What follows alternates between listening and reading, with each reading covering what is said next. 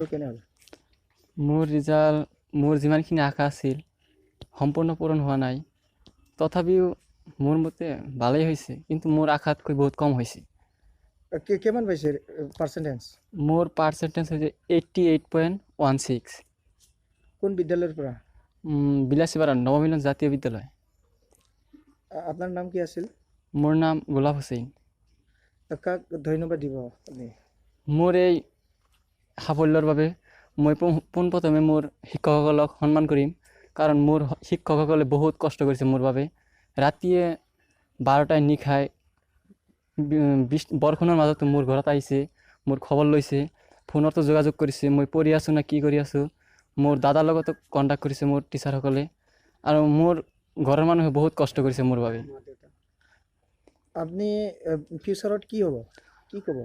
মোৰ ফিউচাৰত মোৰ এজন আদৰ্শৱান ডক্টৰ হোৱাৰ আশা আছে। কোন কলেজত পঢ়িব এতিয়া? মই এতিয়া HSLC এক্সাম দিয়াৰ পিছতে মই হোজাই এটা আজমল কলেজ তাতে মই এক্সাম দিছিলোঁ। মই তাতে চান্স পাইছিলোঁ। মোৰ তাতেই যোৱা হ'ব, কিন্তু যোৱাৰ কথা আছিল আগতেই। তাত ব্ৰিজ কোৰ্চ হ'ব তাতে, কিন্তু এই কৰোণা ভাইৰাছৰ কাৰণে যোৱা নহ'ল। এতিয়া তাৰ পৰা কণ্টেক্ট কৰিব বুলি কৈছে, ৰিজাল্টৰ পিছত এতিয়া হ'ব। আপোনাৰ মা বাবাৰ বিষয়ে কি ক'ব আজি?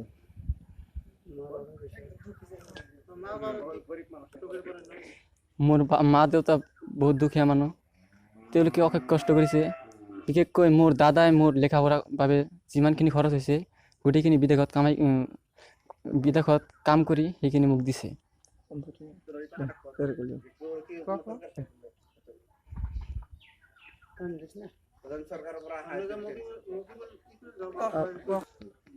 আপনাৰ ফটোটো বহুত দুখীয়া, কাৰবাৰ সহায় বিচাৰে নাকি? মোৰ তেনেকুৱা যদি কোনোবা সংগঠনৰ পৰা কিবা সাহায্য কৰে মই ধন্য হ'ম, মোৰ পৰিয়ালৰ মানুহখিনিও ধন্য হ'ব। আৰু চৰকাৰৰ কিবা ক'ব নাকি? এতিয়া চৰকাৰে যদি কিবা সাহায্য কৰে, বিশেষকৈ মোৰ পৰিয়ালৰ মানুহখিনি ধন্য হ'ব, কাৰণ এডমিশ্যনৰ বাবে বা কোনো বিদ্যালয় কোনো উন্নতমানৰ কলেজত গ'লে বহুতো খৰচ হ'ব। সেইখিনি মোৰ পৰিয়ালৰ দিবলৈ সামৰ্থ্য নাই। সেইখিনি যদি চৰকাৰে বা কোনো সংগঠনৰ পৰা কিবা দিয়ে, সেইটো মোৰ সুফল হ'ব। কোন কোন ছাবজেক্টত কিমান পাইছে এইবিলাক বিষয়ে ক'ব? মোৰ বিশেষকৈ অসমীয়াত বহুত বেয়া হৈছে। অসমীয়াত একেবাৰে পুৰ মাৰ্ক আহিছে মোৰ, জাষ্ট 75 পাইছোঁ, এইটোত মোৰ লেটাৰ নাই। আৰু ছায়েন্সত পাইছোঁ 84, ছ'চিয়েল ছায়েন্সত পাইছোঁ 95, আৰু মোৰ যিটো ইলেক্টিভ আছিল জিঅ'গ্ৰাফী আছিল সেইটোত 97, আৰু মেথছত 93, আৰু ইংলিছত 85। আপোনাৰ এইটো ছেটিছফাইড হয় না ছেটিছফাইড নহয়?